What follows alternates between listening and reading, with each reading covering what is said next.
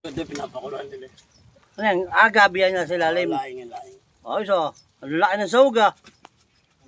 Laing pa rin nasa ilalim. Dapat Ano ano rin to? kawali yan sir, di ba yung pinost ko sir? Oo. Tuhod lang muna. Korpo to. Ang isang grupo rito sa site. Sarap niya, no?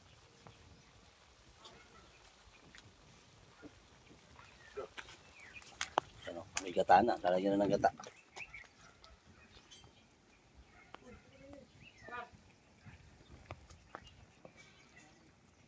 Yan magpapasarap dyan eh. Magkano yan ganyang ano? Dalawa to sir.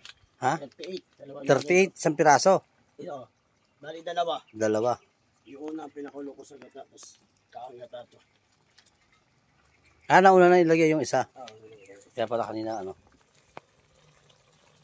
May paalat na to. Sili. Doon sa opisina dahil sili ron. No? Doon sa gilid ng lamesa. Yan, magpapasarap yan. Sili. Yan o. Puro pa lang, sarap na. Dapat yung pangalo ka, pare, masusunog na ilalim mo. Tama bubuo yung gata mo.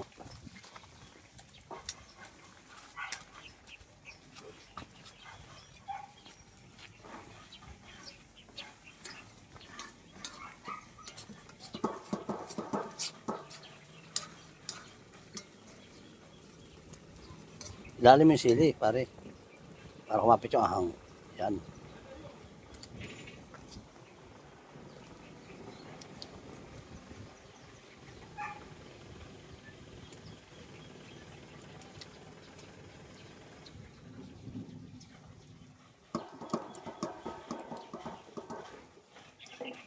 Iba kasi takot taluin eh. Baka kumati daw eh. Oh, meron ganon magluto.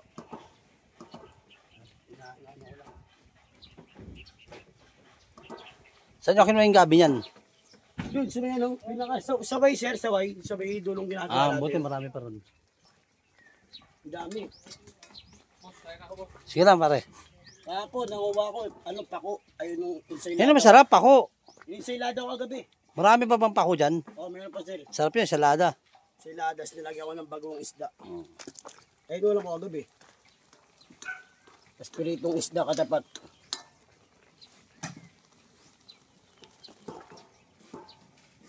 Ano ba yung mga korpo ko, kala di makakain. Magutom na yun. Sarap pa naman pag ganyan kumain yung mainit yung ulam, tsaka mainit yung kanin.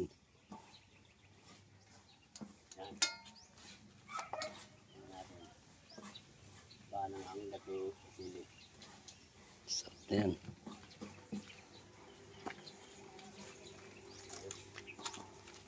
Nangangagat. Oh, kumakagat na. Nangangagat yung sili. Sarap niyan. Paalat.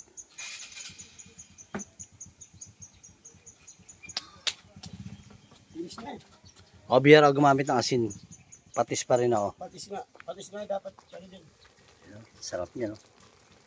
Patis dapat the best din. Bilay mo. Mahal ng gata. Pagata-gata pa sila. 38 no? Oo. Pero pag yung nyug talaga, ano lang, 35 lang. Makakuha mo no kasi kaanggata lang yung... Oo. Oo! Tuda! Ah. Tingnan mo. 20! Nakakadalawang 20 ka na kahapon. Kumuha ka rin na kahapon. Kumuha ka rin. No? 20 ka rin. Wala pong ano, lagyan. Yan. Balikan na lang. Pag bumalik ka, wala na yan. Wala na yan.